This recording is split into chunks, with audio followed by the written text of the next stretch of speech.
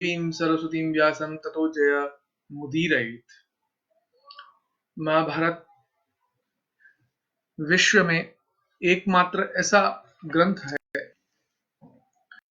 जिसका जब अंग्रेजी अनुवाद हुआ तो एक वैदेशिक पाश्चात्य विद्वान, नाम मेरे स्मृति में नहीं है, उन्होंने जब उसके सारे अनुदित इंग्लिश भाषा में अनुदित अध्यायों को पढ़ा तो उन्होंने कहा कि ऐसा ग्रंथ जिसमें केवल मात्र राजा के जीवन का ही नहीं वरन राजा के जीवन उपरांत मृत्यु के बाद जो स्वर्ग की स्थिति है उसका भी विवेचन मिलता है, ऐसा चमत्कारी ग्रंथ विश्व में कहीं देखने को नहीं मिलता।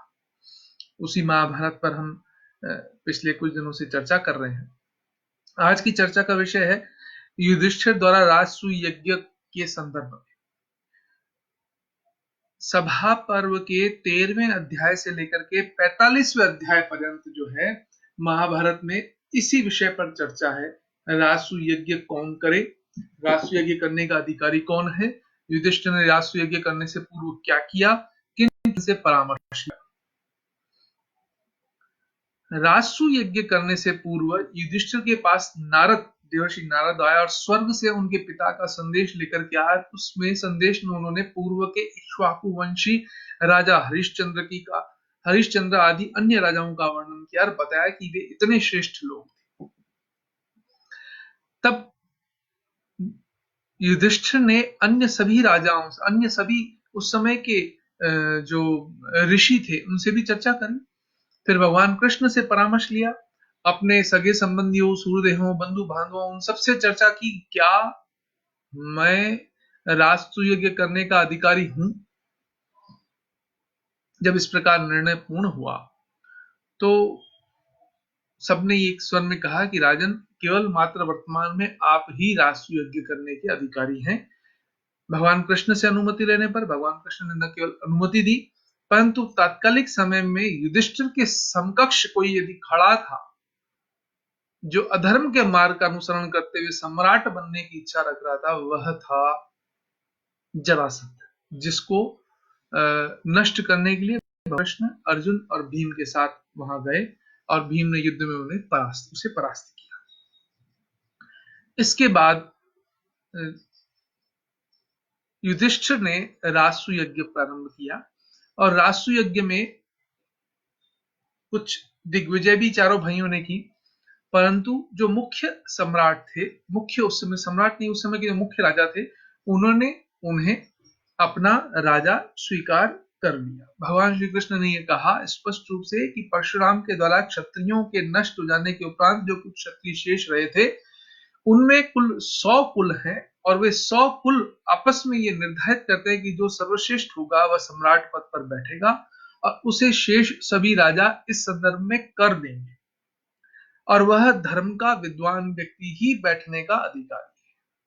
और इसका यह प्रमाण है कि उस समय के जितने सामर्थ्यशाली, स्वयं हस्तिनापुर इनके समक्ष सामर्थ्यशाली था, यदुवंशी सामर्थ्यशाली थे और भी कई राजा जो रुक्मी थे, भीष्मक भगवान कृष्ण के ससुर, वे सामर्थ्यशाली थे, अन्य भी कई राजा सामर्थ्यशाली थे, लेकिन सामर्थ्यशाली होने पर भी युधिष्ठिर के धर्मपरायणता को सबने एक मत से स्वीकार करते हुए उस राजसूय यज्ञ में भाग लिया।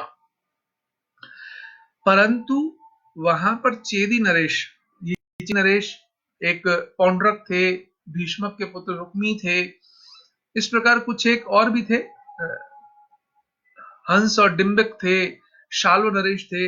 इनकी अपनी एक जिसे कहा जाए कि एक वर्ग बना हुआ था जो जरासंध के अनुगामी थे और जरासंध के मरने के बाद उनके मन में कुछ कटुता भी उत्पन्न हुई, तथापि चूंकि युधिष्ठिर मात्र धर्मप्राण और सर्वश्रेष्ठ उनकी दृष्टि में थे, उन्होंने उनका राजसूय यज्ञ के अंतर्गत सम्राट बनना स्वीकार किया और जिस समय सम्राट पद पर जाने वाले थे युधिष्ठिर, उस समय उनको तैयार करने के लिए यज्ञ में जाने से पूर्व उनको जो श्रृंगारित किया गया, तो उनके वस्त्र आदि पहनाने, उनके कवच, उनके मस्तक पे जो मुकुट है वह, बाजूबंद आदि पहनाने में, जूते और उनको पहनाने में उस समय के सभी जो मुख्य लोग थे, तो नकुल, सहदेव, भीम, अर्जुन थे ही और उसके साथ कर्ण भी थे और एकलव्य भी थे, उनको तैयार करने। और राजसूय यज्ञ प्रारंभ होने के बाद, जब प्रारंभ होने के समय जो आदेश था ब्रह्म कि तुम यहाँ पर युधिष्ठिर सर्वप्रथम यहाँ पर आए हुए श्रेष्ठ जो श्रोत्रिय ब्राह्मण हैं उनको क्रम से अर्घ्य प्रदान करो। तब यहाँ पर युधिष्ठिर का प्रश्न था कि मैं प्रथम अर्घ्य किसे प्रदान करूं, तो इनके जो पितामह थे भीष्म, उन्होंने स्पष्ट कहा जहां जिस सभा में, जिस परिषद में, जिस स्थान पर स्वयं भगवान श्री कृष्ण विराजमान हो, तो फिर अन्य किसी को प्रथम अर्घ्य देने का प्रश्न नहीं उठता। प्रथम अर्घ्य प्राप्ति के आप ही केवल मात्र अधिकारी है। तब सहदेव ने जो शास्त्रोक्त नियम है उसके अनुसार भगवान कृष्ण की पूजा की। और इस विषय पर शिशुपाल जो था, जो भगवान के भाई ही थे, उनको यह अच्छा नहीं लगा और उन्होंने उस समय के जो राजा उपस्थित थे, जो उसकी दृष्टि में प्रथम अर्घ्य प्राप्त करने योग्य थे, उनके उसने नामोल्लेख किया है। यह नामोल्लेख हमको सभा पर्व के ही 37वें अध्याय में प्राप्त होता है। उसमें जो है, स्वयं उन्होंने सबसे पहले भीष्म का ही नाम लिया कि प्रथम अर्घ्य भीष्म को ही देते। उसके बाद में कहा दुर्योधने च राजेंद्रे स्थिते पुरुषोत्तमे कृपे च भारताचार्य कथम कृष्णस्त्वयार्चित ध्रुवम किम पुरुषाचार्याम अतिक्रम्य तथार्चित भीष्म के चैव दुर्दशे पांडुवत कृतलक्षणे नृपे च रुक्मणी श्रेष्ठे एकलव्ये तथैव च शल्ये मद्रादीपे चैव कथम कृष्णस्त्वयार्चित।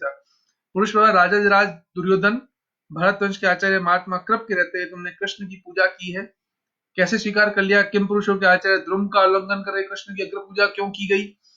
पांडु के समान दुर्दर्श वीर राजोचित शुभ लक्ष्मण संपन्न भीष्मक राजा रुक्मी और उसी प्रकार शेष धनुधर एकलव्य तथा मद्राज शल्य के रहते कृष्ण की अग्र पूजा कैसे की? इस श्लोक सभा पर्व का 37वें अध्याय के श्लोक संख्या 12, 13 और 14, ये 3 श्लोक जो है इस पर चर्चा करते हैं। और भी इन्होंने कई राजाओं का नाम उल्लेख किया है, परंतु यहाँ पर इस विषय को उठाने का मेरा औचित्य ये था कि उस यज्ञ की, उस जो राजसूय यज्ञ है, उस यज्ञ की सभा में वे लोग उपस्थित थे जो राजा थे। और शिशुपाल ने एकलव्य का नाम राजा के रूप में लिया है क्योंकि वह भी राजा ही थे। एकलव्य जो उनके पास प्रदेश थे, विशेषतः वन प्रदेश और खनिज संपदा पर उनका एकाधिकार था, और इसीलिए उन्होंने विभिन्न प्रकार के दिव्य रत्नों से बनी हुई जूतियां युधिष्ठिर को भेंट की थी। ये इसी राजसूय यज्ञ के जो 13 से लेकर के 47 तक के अध्याय उसके अंदर हमको विवरण मिलता है। तो यहाँ पर एकलव्य का नामोल्लेख करने का उद्देश्य यह है कि एकलव्य उस समय तात्कालिक समय की वर्ण व्यवस्था का एक भाग था। वर्तमान दृष्टिकोण से वो कोई उपेक्षित व्यक्तित्व नहीं थे, उनका सामर्थ्य, उनकी योग्यता वहां पर थी। एक दूसरा, एकलव्य अपने समान धनुर्धर किसी को न मानते हुए भी उनकी धर्म बुद्धि, धर्म प्राणता इतनी प्रखर थी, इतनी सशक्त, इतनी स्पष्ट, इतनी प्रकट थी कि उन्होंने तात्कालिक समय में युधिष्ठिर को सम्राट मानना स्वीकार किया। यहां पर इस राष्ट्रीय यज्ञ में के संदर्भ में चर्चा करने का मेरा उद्देश्य यही है कि हम वर्तमान परिप्रेक्ष्य में जाति व्यवस्था और तत्संबंधी प्रलाप का त्याग करके भारतीय धर्म दर्शन को समेकित रूप से, व्यवस्थित रूप से और उदात्त भावना से उसका अध्ययन करें और ये समझें, ये जानें कि भारतीय सनातन परंपरा जो वस्तुतः एक प्रकृति प्रदत्त संस्कृति है, उसका महत्व विश्व में सभी प्रकार की जो बाद में उत्पन्न हुई संस्कृतियों से श्रेष्ठ है, वरिष्ठ है, ज्येष्ठ है, मानवता के अनुरूप है। अतः इस संस्कृति का जो व्यक्ति अपमान करे, प्रत्येक जो मेरा वीडियो सुन रहा है वह उसका प्रतिकार करे, उसे उत्तर दे, परंतु उत्तर देने से पहले यह आवश्यक है कि वह अपने धर्मशास्त्रों का अध्ययन करे। जय श्री कृष्ण।